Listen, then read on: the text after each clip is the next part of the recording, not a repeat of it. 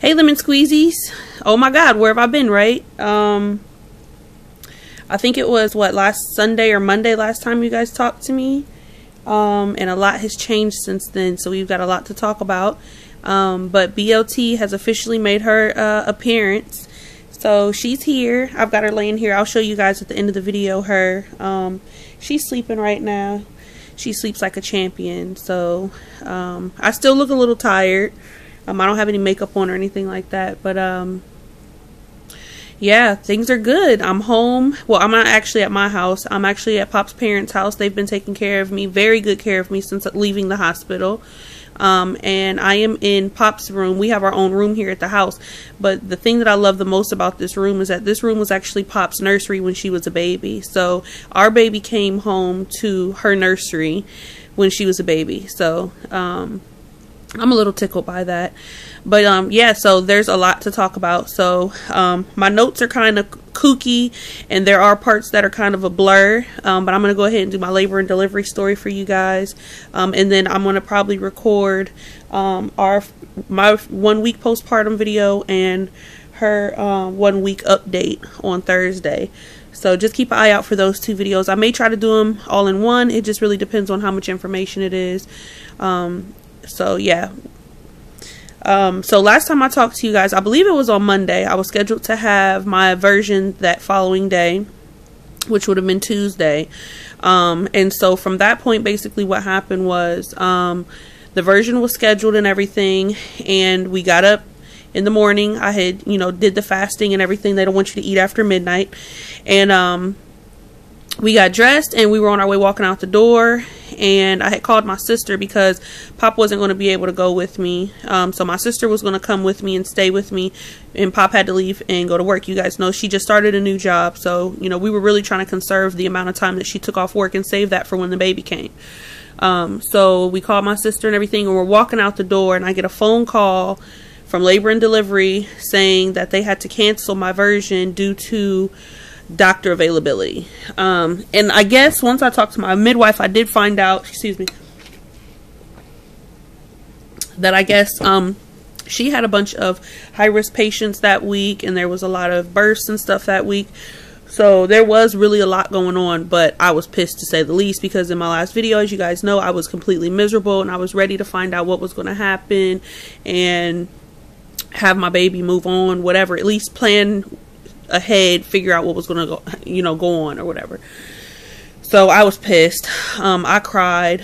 I was so frustrated. I had starved myself all night, so that really pissed me off. And I had really bad heartburn when they called, so I was already not in a good mood. And I hadn't even eaten anything, and I had heartburn, so I was just like really miserable. Feet swollen, all that same stuff. So I'm sorry, the TV's over there and they're playing like all the breaking news for the day or whatever, being at 6 o'clock. So I'm a little distracted. I love watching the news. So anyway, so they canceled my my version on Tuesday. So what they said they could do was they could reschedule me for Thursday, which at the time kind of sucked because Pop was going to be off on Wednesday, so she would have been able to stay with me that whole time. But they were like, what we can do is we can schedule it for super early in the morning. Why don't you guys get here at 6? Your version will be at 8. Pop doesn't have to be to work till 10:30. That should be more than enough time for her to still make it to work, afterwards. So I agreed to it, even though I was really pissed off. And Wednesday was okay. I was pretty sad. I just laid around the house.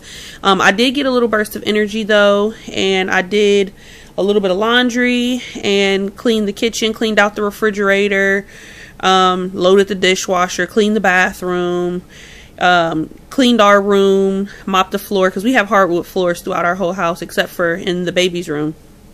So I just did a lot of cleaning around the house. I guess, I don't know, just nesting, or maybe just trying to keep myself busy, since I wasn't really sure what was getting ready to happen next.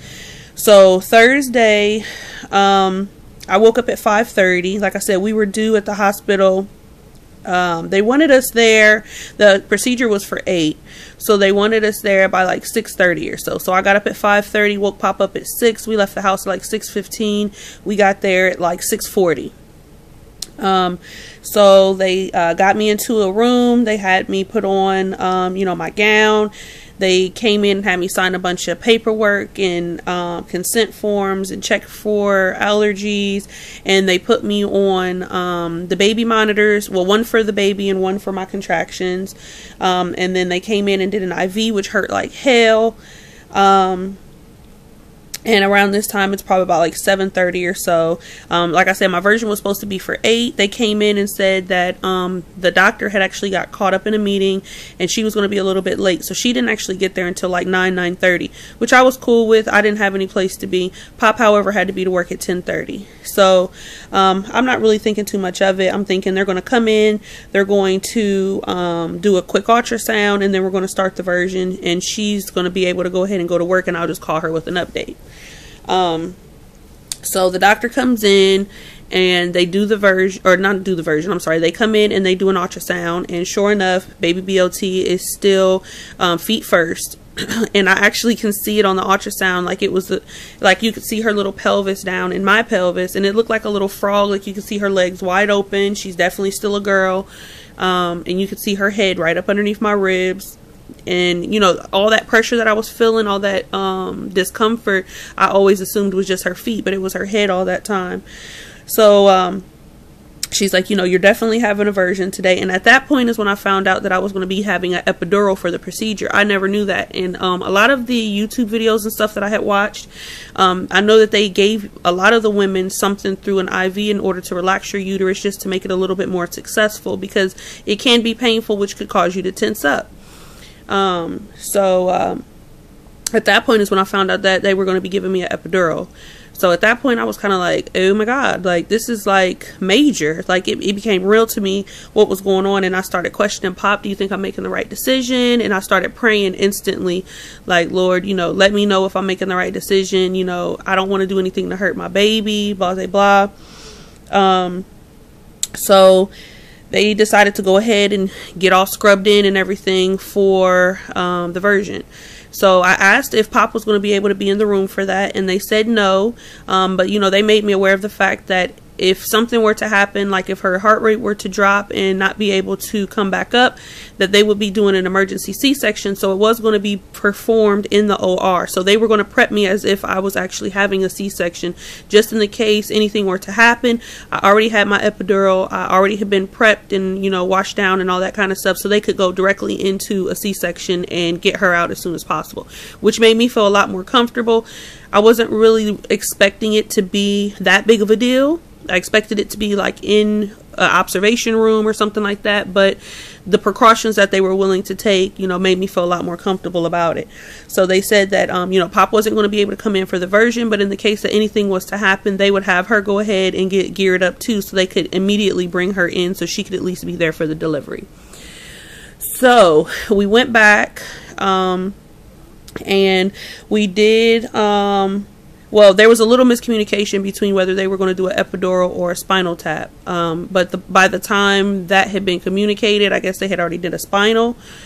I don't know. There was like this one nurse that was like a know-it-all, and she just loved to prove people wrong and like start all this confusion. I was trying to keep myself centered though, so I was really like, I had my hater shield on, so I wasn't really paying attention, but I could hear like the conversation going on in the room or whatever. So they went ahead and gave me a spinal or whatever. And almost instantly my butt fell asleep, and then my legs felt really heavy, just like they said they would. They had me go ahead and lay back, and they just globbed on a whole bunch of the ultrasound gel, and they were like really keeping a close eye on her positioning as well as her heart rate. So you know, they went in. One doctor took the butt, and the other doctor took the head, and they just started cranking away trying to get her to turn. And they would do that for maybe a minute, minute and a half, 2 minutes, and then they would stop. They would check the baby's position, check her heart rate, make sure that she wasn't in distress, and then they would go right back in again. So they tried turning to the left first. That didn't work. Then they went to the right. Then they tried to roll her backwards. They tried 6 times to get this little girl to turn around, and it was to no avail.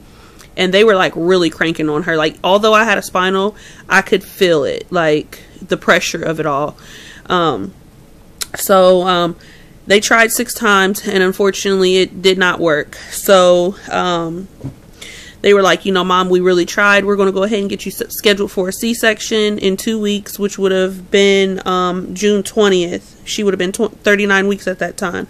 So they were like, you know, we're going to go ahead and get you scheduled and everything. Oh, and they had given me the shot of the stuff in my IV too to relax my uterus. It's called Tebuterlin or something like that. I'm sorry. Yeah, so they had gave me that or whatever, and it just wasn't working. So they went ahead and sent me back to observation, and they were like, you know, we're going to keep you for about an hour just to make sure that her heart rate is fine, her placenta's fine, you're fine, and we'll go from there. So they take me back to my room, and I record an update video, and I'm like, you know, unfortunately it didn't work. We're going to go ahead and schedule a C-section, blah, blah, blah, whatever. And I start uploading that video. Well, I had been up since 5:30 that morning. I had went to sleep at like maybe 1 or 2, so I hadn't really gotten much rest. So I fell asleep. And you know, from the meds and, you know, just all the stress and everything. And at this time, Pop was already like a half hour late for work. She had called them and told them what was going on and everything. So they told her, you know, just hang out, do what you need to do, and come in whenever you're ready. So at this point, she was like, you know, I might as well go ahead and go. So I told her to go ahead and go to work, and I took a nap. So I wake up about 45 minutes to an hour later, and the doctor comes in, and he's like, are you feeling your contractions? And I'm like, I'm sorry, what? And he's like, yeah, you're like having really regular contractions. He was like, they're like 4 to 5 minutes apart. And I'm like, are you kidding me? He's like, no, you don't feel those? And I'm like, no, I don't. Mind you, I still had a spinal too that was wearing off. And then that's when they noticed that my feet were really, really swollen, and they started asking me a bunch of questions about me seeing spots or having headaches or anything like that. And they went and got like these leg compression things. They were kind of like almost like a blood pressure cuff, but for your legs. And every once in a while it would like pump one side, then it would pump on the other side. And I guess it's just to keep your circulation going or whatever. So he was like, well, what I'm going to do is I'm going to give you another hour. We're going to give you some more IV fluids, and we're going to try to get your uterus to relax a little bit, and stop your contractions. He was like, but if your contractions don't stop, we're going to go ahead and do a C-section today. So I'm thinking, okay, cool, no problem. And he walks out, and then I fall asleep again because I'm exhausted and I'm still on all this medication and everything. And I fall asleep. I'm completely comfortable.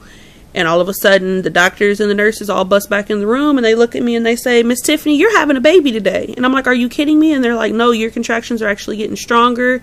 They checked me at that point, and I was only dilated a fingertip, but I was like 30% effaced, and my contractions were like 2 to 4 minutes apart now at this point. And making me aware of them, now I could feel them. They were stronger, and my spinal had worn off. So I'm like watching the monitor, and I could see them. So I'm like, yeah, I'm definitely about to have this baby. So I lightweight start freaking out, and I'm like, okay, well, how long is it going to be before I actually go into surgery? And they're like, 20 minutes. You need to call Erica now and tell her she needs to come back to the hospital. And she was on the West Bank, which isn't too far away, but you know, with traffic and all that kind of stuff, and then you still got to talk to your manager and get approval to leave. I'm like, 20 minutes, like that's really pushing it. So I'm freaking out, and I'm calling her back to back to back. She's not answering. So I call my sister. I'm like, screw it, my sister's just gonna have to get up here in time. I call her, and she's like, okay, I'm going to the daycare to pick up my son, and I'm coming directly to you. In the meantime, Pop calls, and I update her on everything, and she starts freaking out. She's like, I'm grabbing my keys, I'm on the way. So they start getting me all prepped for surgery, and everybody's just bustling around the room, and it's becoming real that this kid is really coming. So let's see. We get back, or they're getting ready to wheel me out as Pop walks up the hallway. Like, I'm freaking out, like, where is she, where is she? And just as they're getting ready to wheel me out, she walks in, and they get her scrubs and everything, and she's like sitting there trying to figure out where the ones that go over your shoes, she's trying to figure out where they go. And I'm like telling the nurses, like, she's gonna need help with this, because she'll walk in the OR and have those things on her ears or something. Like, she has no clue what she's doing. Like, make sure you guys help her. And they push me on out, and I get to the OR. And it wasn't the same OR that I was in earlier that day, but it was kind of comforting that I had already been in the OR that day. I had already had a spinal that day. So it was like, I already knew what to expect. And I kind of joked with all the nurses. They're like, we're doing it for real this time. And I'm like, yeah, I know, the remix, right? So we kind of laughed and joked for a while. And they went ahead and got my second spinal done, because that, of course, had already worn off the first one. And this time, my butt fell asleep, but only one of my legs fell asleep. So I got really, really nervous. And I'm like, is this normal, you guys? Like, I'm about to have my abdominal cavity cut open and one of my legs is still not asleep. And they're like, oh yeah, just give it some time, it's coming, it's coming. And then at that point is when I asked them, like, you know, is there any type of increased risk by me having 2 spinals in one day? And they're like, no, you should be fine. You're probably going to feel pretty crappy later on. But other than that, there's no increased risk. I'm sorry, I can't talk. My mouth is kind of dry. Which you all know I can't talk no way. Anyway, I'm always messing up. So it's really dawning on me now that I'm about to have this baby, and my nerves start really acting up. Like, I have like a little small panic attack. And they have me lay back, and when they have me lay back, I'm like, okay, my other leg is numb, we're good. But at that point, like, I started sweating, and I just start asking for Pop over and over again, like, where is she? Where is she? Where is she? And they're like, she's coming. Just calm down. Everything's going to be okay. The room started spinning. I started feeling nauseous. I could smell like that lasery smell, like when they cut flesh, like with the laser. I could smell that. I just was going crazy. I'm like, oh my God, like, this is real. And they're trying to get me to sign consent forms and stuff. And I told the lady, like, I feel like crap right now. I'm not going to be able to sign. She put the pen in my hand and put the pen up to the X and was like, just sign. So it wasn't very pretty, to say the least. And then Pop walked in, and as soon as I saw her, everything went away. I felt so much better. The nausea went away. I stopped sweating. I was able to relax, and she just came and grabbed my hand, and I was squeezing her hand so tight, and we just kept telling each other how much we love each other and that our baby was coming, and just really, really emotional moment for both of us. So at that point, I could feel a lot of pressure. Yeah, I almost started crying right there. At that point, I could feel a lot of pressure and like pulling and stuff like that. So like, I'm telling her, and I can see like there's a light above me, and I can see the reflection of what they're doing off of the light. So I'm kind of keeping an eye on them without them knowing that I can see them, because of course they've got the divider up, and Pop can't stand blood. So I already knew she wasn't going to be looking. So I'm telling her, like, this baby's coming, she's coming. And she's like, she's coming? And I'm like, yeah, she's coming. She's definitely coming. And next thing you know, you just heard like these little kitten sounds, like this little whimpering, like, ah, ah, ah. And she's like, oh my God, she's here. Can you hear? Can you hear? And I just started crying. Like, it was the most amazing feeling ever to know that everything that I had went through was worth it, and it was over, and she was here, and she was breathing. And I knew I was going to get emotional, of course, right? So baby BLT, also known as Brooklyn Eliza, was born on 6/6 at 3:44 p.m. I'm sorry, I'm trying to clean it up. She weighed 6 pounds and 3 ounces, and she was 18.5 inches long. So she's pretty tiny. And keeping in mind that she was 3 weeks early, I was exactly 37 weeks when she was delivered. So they started like cleaning out her nasal passages and everything, and she started screaming, like she's screaming bloody murder, and I could just hear. And I couldn't see her because by that point Pop had walked over to the little heating table or whatever, and I'm probably going to end up having to record a part 2 of this because I'm already like at 19 minutes.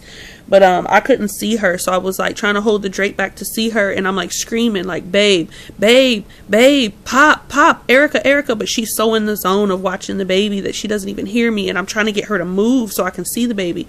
So one of the nurses runs over and like taps her on the shoulder, like, mom's trying to see the baby, you're in the way, you need to move. She's like, oh shit, I'm sorry. And I could just see her, and it was just like looking in the mirror, like it was just the craziest feeling ever. And I'm just sobbing at this point. They got her all wrapped up and everything, and they brought her over to me, and she looks so pissed off. And her nose, like her nose area and her top lip, like some of the first pictures that I released, you can kind of see it. It was kind of like bluish green. And that was because she was underneath my ribs, so when they were cranking her, they bruised her nose and her lip a little bit, but it's cleared up for the most part. I'll show you guys later, I guess in part 2, her little bruised nose or whatever. So yeah, she was here. She made a safe entrance into the world. And give me a few minutes to get my little emotions together and everything, and I'll go ahead and record part 2. So I'll see y'all in a second.